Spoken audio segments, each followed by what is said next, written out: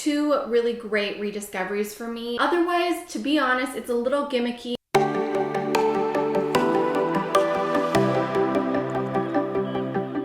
Hello and welcome back to Makeup Bag Monday, episode 7 of the revamp. So this is a series where I test out products for an entire week and update you guys on whether or not I still enjoy the products, what I think about the products, and how they work in my life. It's a great way for me to test out new products as well as rotate my current products so that everything gets a little love and we get a good review every week. If you're new, my name is Serein and this is my beauty and ASMR channel where I upload all things beauty. So I upload every Monday for Makeup Bag Mondays and every Sundays for beauty product reviews and of the such, and then occasional Fridays for facial Fridays. If you haven't subscribed yet, go ahead and click that subscribe button. Last week I tested out the Kevyn Aucoin Sensual Skin Enhancers. This was a revisit since the heyday of YouTube where these were like really popular. Also happens to be, I believe, the 20th anniversary of the Sensual Skin Enhancer. So now it's clinically proven to be sweat resistant, water resistant, and oil free, fragrance free. And I have to say, this is a really beautiful product. There's a reason it's such a cult favorite and why it's been around for so long. It's unlike a lot of other face products out there or base products out there that it's truly really pigmented and very versatile. So the way I used it today was mixing it with the Kevyn Aucoin Sensual Skin Primer. And I just have a dollop of the primer and then I mix the Sensual Skin Enhancer and kind of use it as a foundation or concealer where I need it to go. For more coverage, I'll directly apply the Sensual Skin Enhancer on my skin. You can use it alone, you can use it mixed into your products, skincare, and it's very buildable. It's very pigmented. A little goes a long way. It blends out beautifully with a brush, with your fingers, with a sponge, and it lasts a long time. I found that I didn't even feel like I needed to set it with powder on most days, even underneath my eyes if I used it properly by only applying pigment where I needed it. It gives you this beautiful like skin finish, but it's so buildable. And if you have a lot of discoloration that you want to just go in and spot correct, these are great products for you. Our makeup artist, I think this is almost like a necessity in your kit because of how versatile they are and how you can just mix as you need, and was really happy with them. I found I got to use as little or as much product as I wanted or needed depending on the day and depending on what I was doing. And I did set things with the Kevyn Aucoin loose powder. This is a lovely very finely milled powder that doesn't look powdery on the skin. I think it's a very good universal powder for most people. It has a nice packaging because it does have that closure lid, but it's not difficult to get product out. A little goes a long way. It does last all day on me, and I don't even find that I need to powder that often. Two really great rediscoveries for me. I want to keep using them. That's how much I like them, which is saying a lot, because a lot of times I'm like so excited to rotate new things in or out. I did a dedicated video review for Mad Love brow stamps, and that video is up on my channel. If you haven't watched it already, I suggest you watch it. I've been using this for over a month now, and I've been using it every single day for the last week. And I have to say, it performs exactly as I said it would perform in the original video. There's no real issues that I have with it other than I don't know that it's necessary, to be honest, because the stencil, while quick, is annoying that I have to like wash it off in between brows so that I don't get the stamp ink on my face.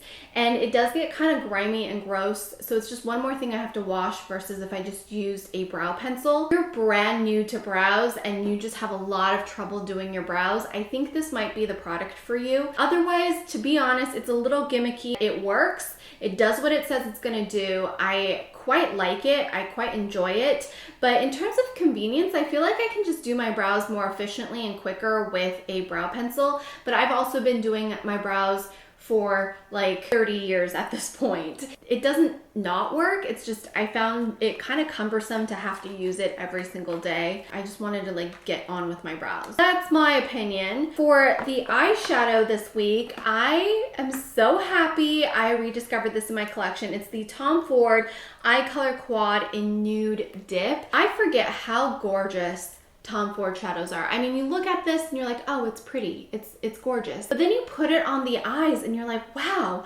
they really just make it look so beautiful. It's a great color combination. It looks really shimmery and iridescent here, but it goes on and it just kind of works on my eyes. It blends easily. I don't spend a lot of time, but I get this beautiful glam look. I also can just use one shade and kind of create an ombre effect on my eyes, which I did most days. Very high quality, gorgeous shadows.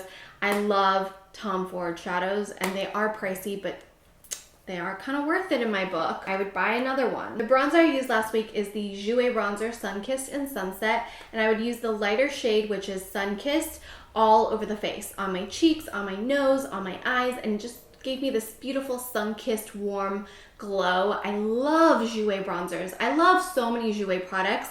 I really think they do an amazing job, especially with powder formulations, because it never looks powdery. It never accentuates dry skin. It never accentuates fine lines. It's a very beautiful, classy powder. This is a beautiful combination for your entire face. You can even pop it on the eyes. Love it. Happy to rediscover it, happy to have it back into my rotation because it is just really that good. Love Jouer products. I do have a discount code. It is an affiliate code. If you shop through Jouer's website directly, it's just my name, Serein15, on all of your purchases through Jouer's website directly. And then I played with the NARS Orgasm on the Beach palette. This was good. I'm glad I rediscovered it. I'm glad I kept it. I specifically wore this shade and this shade a lot. This one I think is Orgasm, which I was surprised because I typically don't find myself gravitating towards NARS's Orgasm. I know it's their most famous shade of blush, but I find that it's just a little bit too glittery on me sometimes, but this one worked really well for whatever reason. I think it's a different formulation. And then this corally shade, which I think is Montezuma, or is it Zuma? I can't tell if they like reverse it in the back. Love this beautiful corally shade. I'm wearing this highlight. This is Turtle Bay or Mandalay. I think it's Turtle Bay, but it's a very beautiful palette. I love palettes like this, especially if you can get like 2 or 3 uses out of it in terms of one makeup look. So being able to use a blush and a highlight, I love that. It's like 2 products, 1 palette. It's actually 6 products, 1 palette, but you know, you get that versatility. These usually cost a little bit more, but in reality, not with the options that you have to get product out of. I really liked this. And then I have the Kevyn Aucoin The Contour Book Volume 3. Surprisingly, I didn't actually use this as much as I thought I was going to use it. The sculpting powders, which used to be a cult favorite and used to be one of my favorites, I just didn't find worked that well with my skin texture.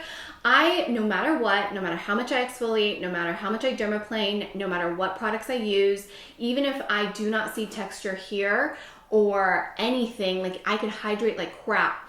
For whatever reason, makeup doesn't sit right here on me very well. The only time it looks good is if a professional makeup artist goes in there and fixes it. But it's just this weird thing about my skin, like either the coloring is off, I do have like a vein and a discoloration right there, and I think texturally makeup doesn't sit there properly. This actually just was accentuating that. And it's interesting because I don't know if this has become more prevalent as I've aged and therefore products like this doesn't work as well for me, or maybe I've just gotten better and noticed things more as I've gotten older or versed in makeup. For whatever reason, these just did not sit well on my skin like I remembered they used to, or remembered how much I loved it. In fact, I prefer my Jouer Bloom Bronze and Glow in Sunset. I mean, I talk about this every week, but I prefer this for contouring. Cream contours just work better for me at this point in my life. I didn't really reach for the highlights or the blush because I really enjoyed my NARS Orgasm on the Beach, and I really enjoyed my Jouer Sunset and Sun-Kissed bronzers. I used to love this thing and I don't really have issues with it necessarily. It's just not something that I reach for at this point in my life. I'm still gonna keep it around and probably rotate it in one more time before I decide whether or not I'm gonna let it go, because it feels strange. It feels strange to let go of it. Another brow product that I forgot to talk about last week, but I did test out the previous week before, is this Pixi Natural Brow Duo. I really like this. I think it's a good on-the-go product because it has a nice waxy but not too waxy, taupey angled brow pencil on one end, and then a nice, not crispy, not too tacky brow gel on the other end. It's not super pigmented, so you can actually go in with the brow gel first to groom out your brows, let that dry a little bit, and then go in and fill and define if you need to. It's a nice product, quite affordable at the drugstore. It's a good one if you want like a one and done situation. It's good if you want something to just throw in your purse for touch up. So those are all the products that I tested out last week, and here are the products I will be testing out for the upcoming week. So make sure you tune in every Monday for a new Makeup Bag Monday, and don't forget Sundays for new beauty product reviews and new beauty videos in general, because a lot of times I'll incorporate those dedicated product reviews into Makeup Bag Mondays, or I'll do a best of Makeup Bag Mondays every 5 weeks to share with you the best finds out of all of those weeks. I wanted to bring out these RCMA makeup palettes, and this is the series favorite palette in Shinto, and then I have it in Olive. I also have the 5-part series favorite palette in their blush, cream blush palette number 1. And if you watched Sunday's video where I reviewed Forever Bloom Biomimic Foundation Medium Spectrum Sunscreen SPF 50, this is supposed to be a one and done product, and I did a dedicated review on Sunday about this, but I'm going to rotate this in to test it out further. I have used it on and off since that video. For concealer, I'm going to test out the Magic Away Liquid Concealer from Charlotte Tilbury. It's a full coverage, long-lasting, anti-dark circle correcting concealer. Hopefully this is in the correct shade. I have 4 fair. That might be a little light. It's kind of dried up, I feel like. It's kind of drying. I'm gonna try this out, see how that works. And then, so I went to Sephora because I saw Michaela on TikTok do a demo of this Makeup by Mario. I have to try this out. This looks so pretty. I'm definitely like not a full glam type of gal on the daily, but I like had to try this because it looks so gorgeous. This is the Master Metals. At those, I mean, this is designed to actually scrape a little bit into this little container, and then you can use the Master Metal Manipulator, and you can create like this gorgeous metallic looking eye situation. And I also picked up a Charlotte Tilbury bronzer in medium. I feel like I haven't purchased anything new from Charlotte Tilbury in a while, and I used to love this brand. Try this out. Also because I feel very pale lately and I feel like I need a little help. Along with this, I'm not gonna only create a metallic eye look every day, so I am rotating this one back in. This is the Anastasia Beverly Hills Soft Glam palette. Tune in next week for Makeup Bag Monday week number 8, and if you didn't watch my dedicated review on Forever Bloom, go over there and watch it now. It went up on Sunday. And if you enjoy lifestyle vlogging types of content, lazy DIYs, getting to know me more, make sure you tune in to my second channel, More Serein Woo. That is my lifestyle and motherhood channel where I share with you everything else beyond beauty. And I would love to see you over on Instagram and TikTok. Everything is Serein Woo. Everything will be linked in the description box, and all the products that I talk about are always linked in either the description box or via YouTube has this new thing where you can shop the products now, which is kind of cool. So whenever that option is available, I always make sure it's available for you guys for easy shopping and easy reference. Thank you so much for watching, and I hope you have a wonderful day. Bye!